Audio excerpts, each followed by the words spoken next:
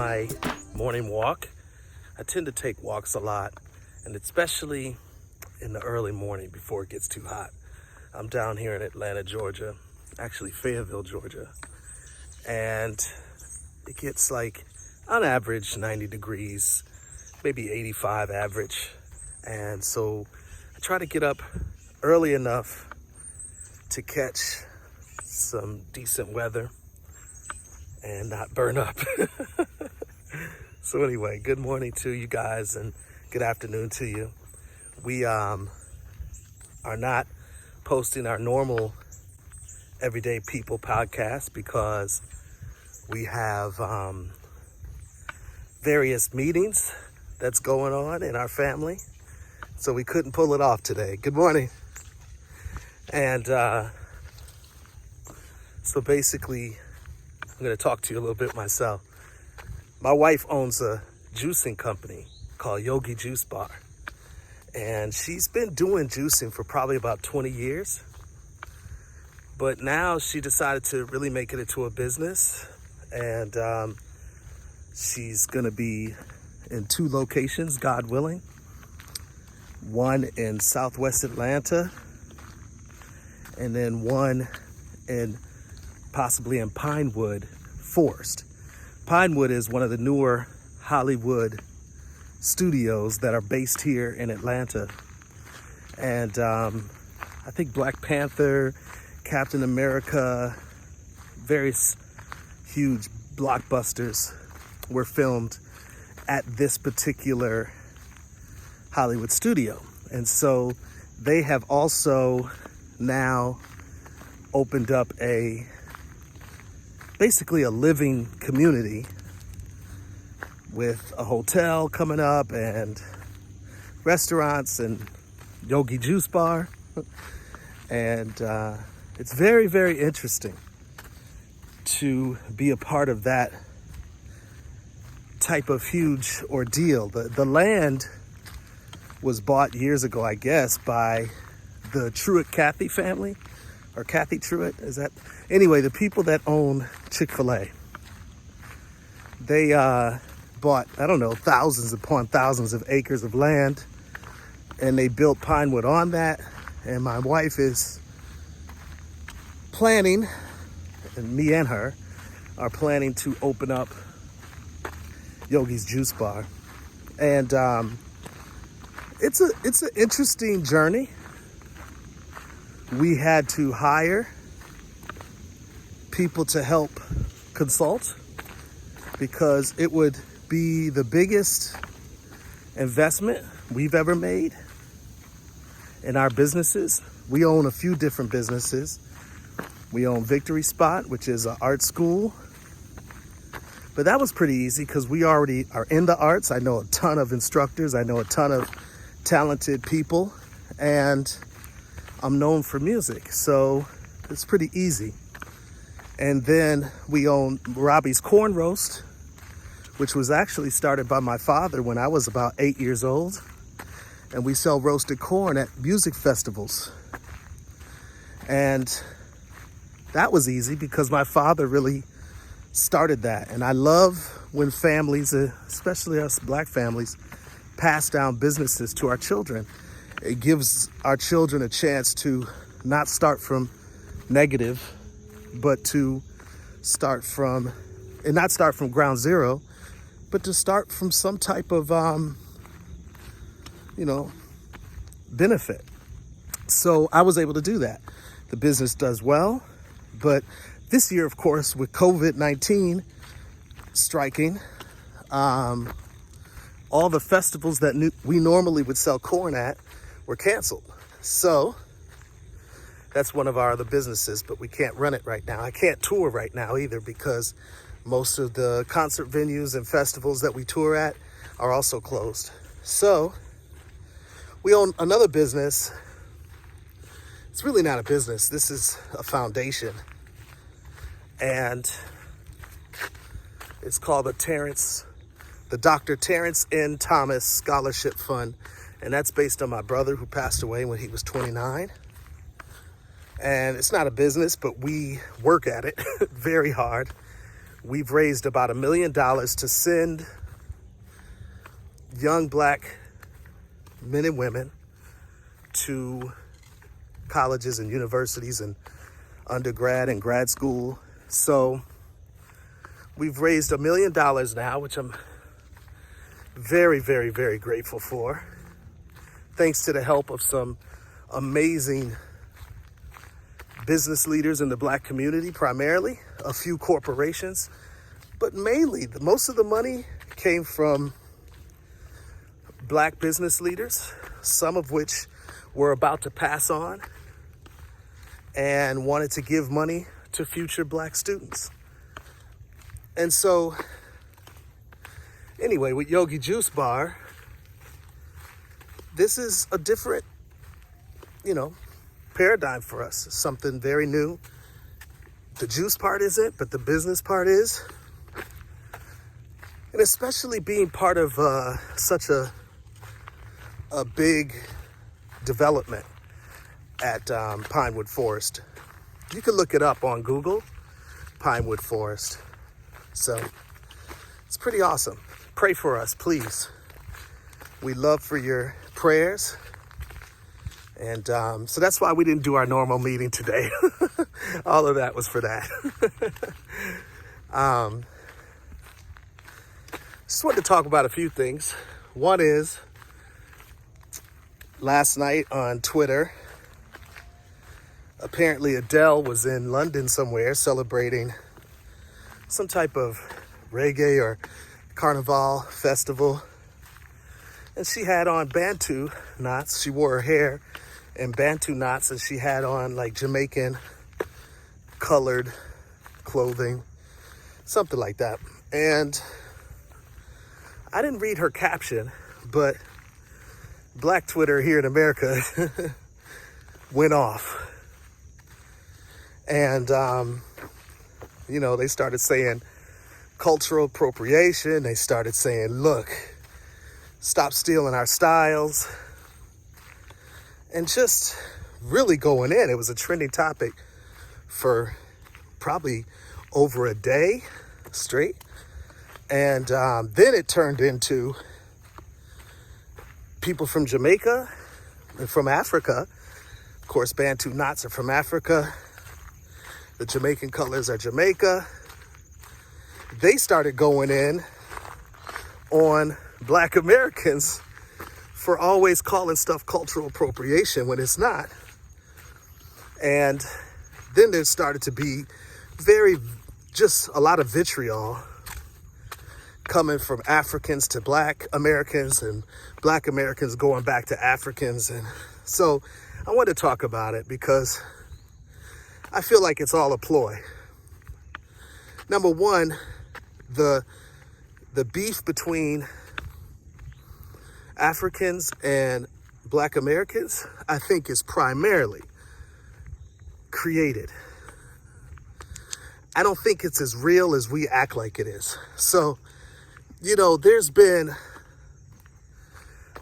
a recent flare-up of this talk like Africans are not the same as Black Americans in the sense of our struggle, in the sense of our pride, our need to be unified. And a lot of it came from the ADOS movement, which is African Descendants of Slave movement. And the truth is that at first I understood their intentions. Their intentions were that we can't, because they pushed for reparations. And their intentions was that it can't be about reparations and we're including people of color, meaning women, Latina people from Jamaica, people from Haiti, people from the diaspora. Their point was at first well-intentioned to me. And it was basically saying, listen, it's got to be for American descendants of slaves. And so in many of their podcasts and things, they were creating an argument and setting up the differences between Black Americans and Blacks throughout the diaspora. I agree with that in the context of needing to get reparations. And their movement was, maybe still is, was very effective to a large extent. I mean, candidates running for the primaries here in the United States were literally having to talk about reparations. And that was because of them, in my opinion. The reparations movement had been around for a long time, but the relevance of it at this time was struck up by the ADOS movement. Shout out to Yvette and the other brother, forget his name right now. It's early in the morning. So I give them shouts for doing some great arguments, but then it went too far. Then it started to get into, the Pan-African movement. It makes no sense. They started to get into this deep sort of bitterness and ugliness towards the rest of the diaspora from Black Americans. So, seems like a lot of people got onto that tip as well here in the States and started feeling like Africans don't like African Americans and African Americans shouldn't like Africans. I totally disagree with this. So the Pan-African movement has been going on for a long time. It's basically the premise that we as African people throughout the diaspora should be united. We have a lot of common foes, common issues that we're fighting, and common skin color, which is the reason we're fighting these issues. So we could pool our resources and help one another in our struggles. Kwame Nkrumah from Africa to Marcus Garvey here in the United States, Jamaica, all were part of that movement. So, totally agree with that. Anyway, so back to Adele. So Adele puts on these clothes. I think it was innocent. And people go in. Now, I tweeted something like, there's absolutely nothing wrong with Adele wearing Bantu knots in her hair. And even if she wanted to wear African outfits, there's nothing wrong with it. And it sort of went viral. I mean, my tweets don't tend to go too much past 100 retweets. This one went, 2,800 or something like that. So in my world, that's viral. And it was interesting because I started getting a lot of pushback from blacks, but a lot of support from blacks too, mainly support. And mainly support from whites, blacks, people of other races who understood what I was saying, which is there is cultural appropriation. But what cultural appropriation really is when someone takes a person's style or a people's style or culture and they claim it or rename it as their own.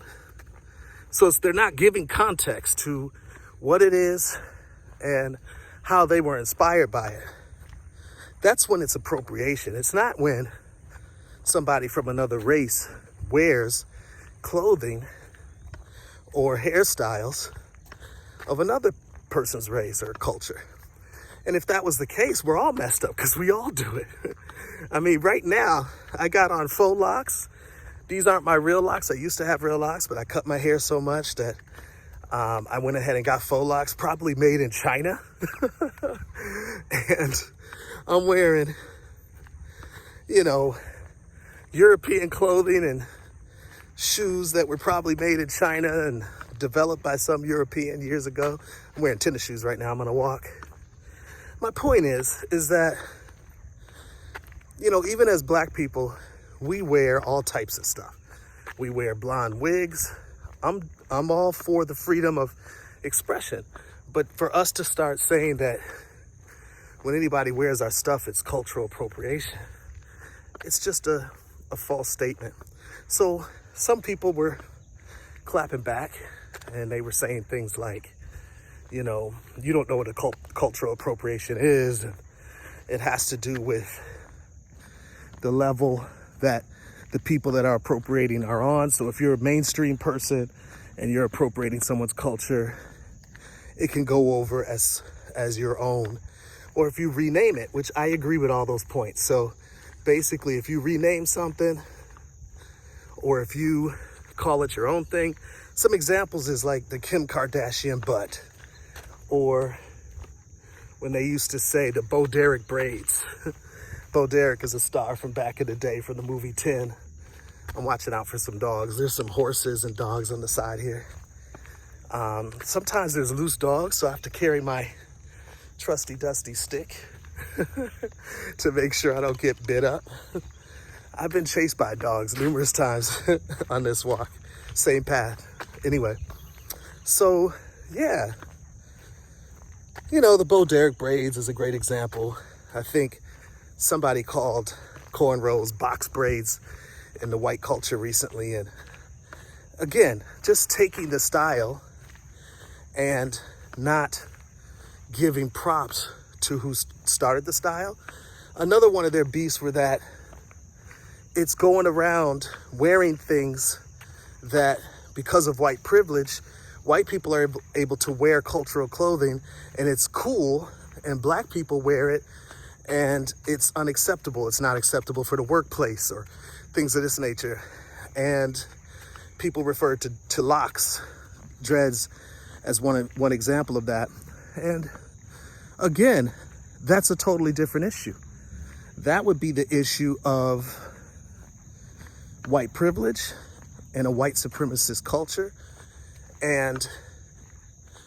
But someone appreciating something that we do, whether it be wearing African clothing or wearing African hairstyles, that's not appropriation. Now, what culture may do with that may become appropriation, and that's what we got to fight against. One of my points to everybody on Twitter who was coming at me was that there's huge fish to fry right now. We have police killings on a consistent spree, and even if it wasn't consistent, it's way too consistent for me, but it is consistent. On a weekly basis, we were having killings of some sort of innocent black men by white police, and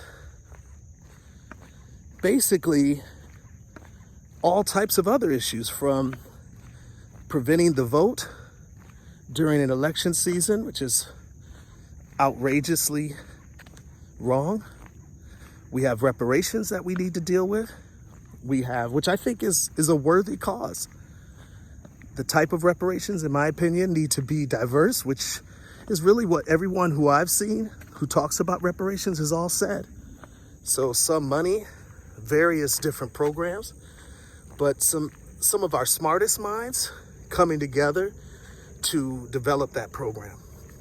And I trust them. They study this constantly. They're deeply passionate about the issues.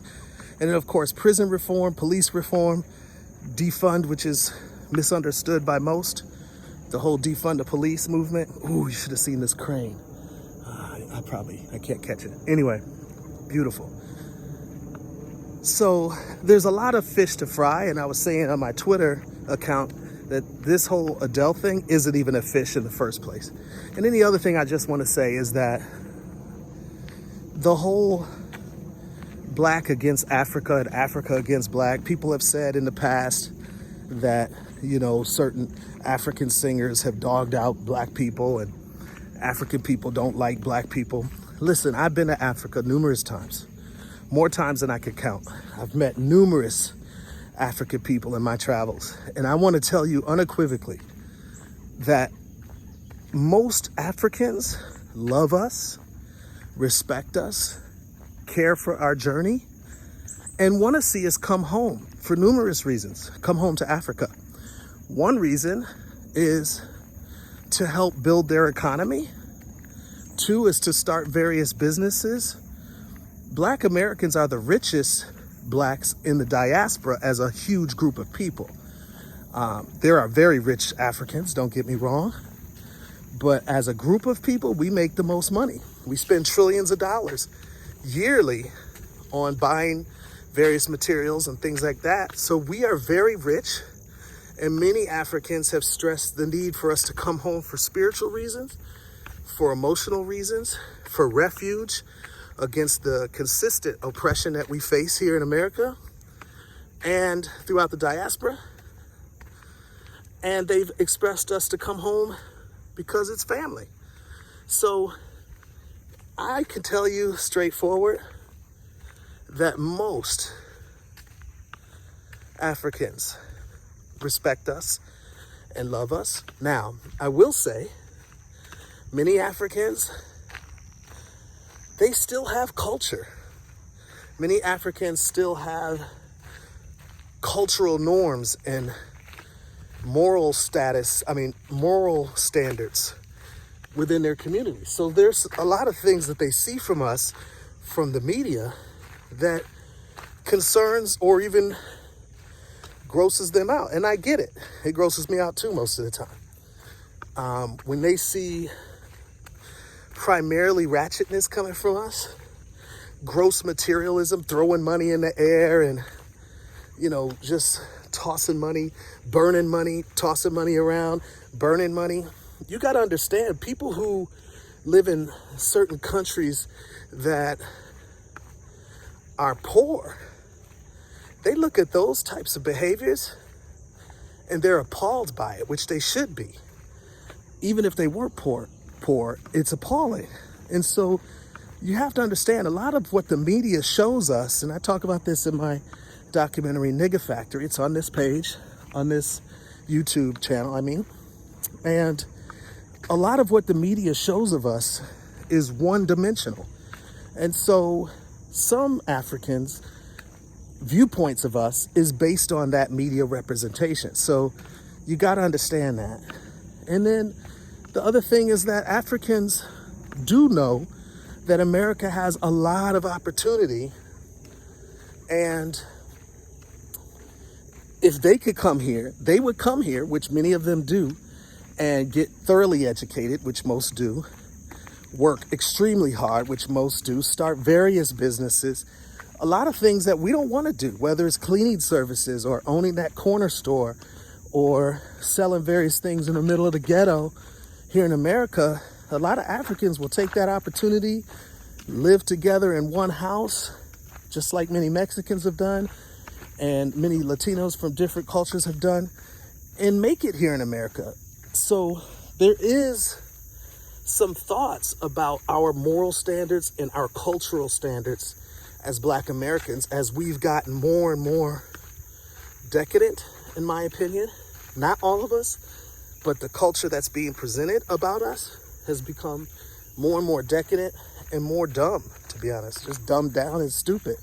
So there is some worries from Africans that I've met about those things. I talk about this on a song called Young Americans that I'm about to release with my group Arrested Development on September 25th.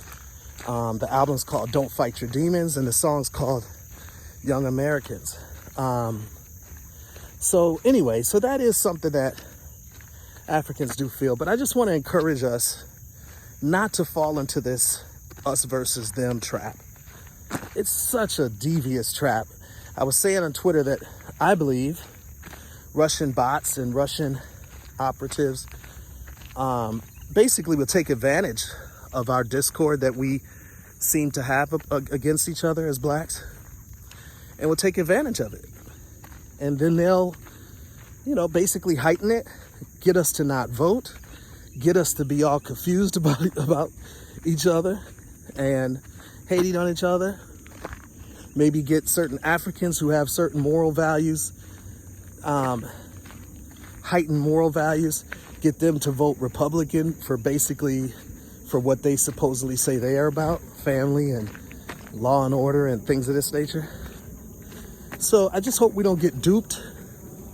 Hope we don't be gullible. And I wanted to say one more thing. I was talking about Black business earlier, and I'm 51. My experience with Black business has been that most blacks here in America are deeply concerned about us as a people as a whole. In other words, let me rephrase that.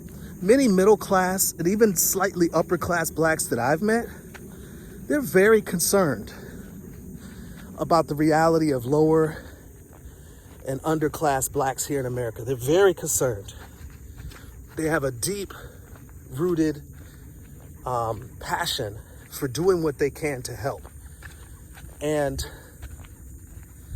there's this vitriol being spread by certain black leaders, I'm not going to name them, in the black community, and they tend to divide us again. They divide us between middle class, they call them bourgeois, they call them, what's that word the other word they use? The boule.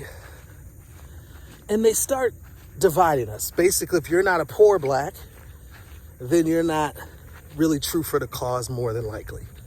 And that rich blacks, which there's not a ton of wealthy blacks, but there's some rich ones, that rich blacks don't care, and middle class blacks don't care, and that middle class blacks have sold out, and all of this stuff. That has not been my experience. In 51 years, I grew up middle class. I'm proud of that. There's no problems with that. That's what we're supposed to do as a people, is get out of the cycles of poverty that was created during slavery and get to the next level. I would want that for every one of our people. So I was born that way. My mother and father weren't. My mother was born in East St. Louis, one of the roughest areas in St. Louis, one of the roughest areas in the nation, actually. My father was born in the rural South, Glimp, Tennessee. I'm talking about outhouses and well water, dirt poor, literally dirt and poor. But they thrived and did great things and got help from a lot of black people that lifted them up, and they became middle class. I was born into that. My experience is that many of these blacks do care.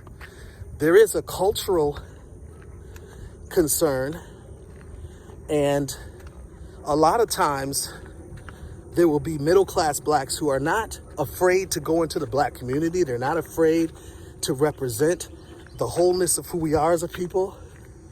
They are afraid to expose their children or to be exposed themselves to certain moral standards that are lower than what they're striving to live out. That I understand. Now, I'm not saying that poor people have low moral standards. I am saying that some of what we have allowed to become our culture is such a low moral standard that you will find many blacks that are trying to raise their children in ways not to fall into some of the easy traps that low moral standards can allow you to fall into. So whether you're poor, middle class, or rich, that's a concern for many blacks.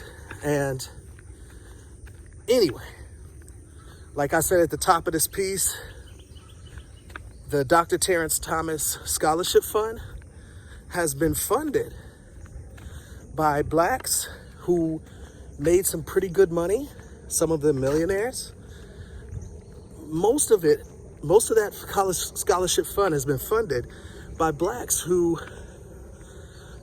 are desperate to give back in their dying days. Instead of passing it off to animal rights organizations, which a lot of very rich white people do, they pass it off to organizations that's going to help their people.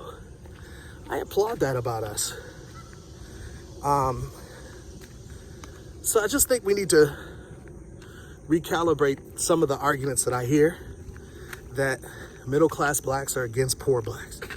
It's not been my case of watching and living my life that I've lived. I know there's always exceptions. Last thing I want to say is Chadwick Boseman. He is such an inspirational amazing black man. You know, there's a lot of murals that have gone up on, whether it be Pop Smoke or, Juice WRLD and XXXTentacion or Biggie or whoever. I really hope that murals go up for Chadwick, because that's, to me, a man who had riches, fame, but it keeps coming out, the various things that he was doing the whole time for people of all races, and in particular for blacks. His consciousness, inspiring. May you rest in peace, brother. We love you. You moved us. Black Panther will forever be one of my favorite movies. But not just that, Marshall, all types of the flicks that you've done. Rest in peace, brother. Anyway, I'd like to know y'all's views on some of the things I've shared. Hit me up. Subscribe. Oh, one more thing. My son, Jahi, he goes by the name of Sage Coy. Subscribe to his YouTube channel if you don't mind and if you want to. He's a great young man and he's doing some really wonderful things, and I'd love for y'all to peep him out. I love the village to keep him in your prayers. I love for the village to hold him by his hand and guide him through, y'all. Same with my daughter, Zoe Renee, actress. My son, Sage Coy. My wife, Yolanda, her company, Yogi Juice Bar. Lift us up in prayer, hold our hands, guide us, family. We love y'all. Peace and strength.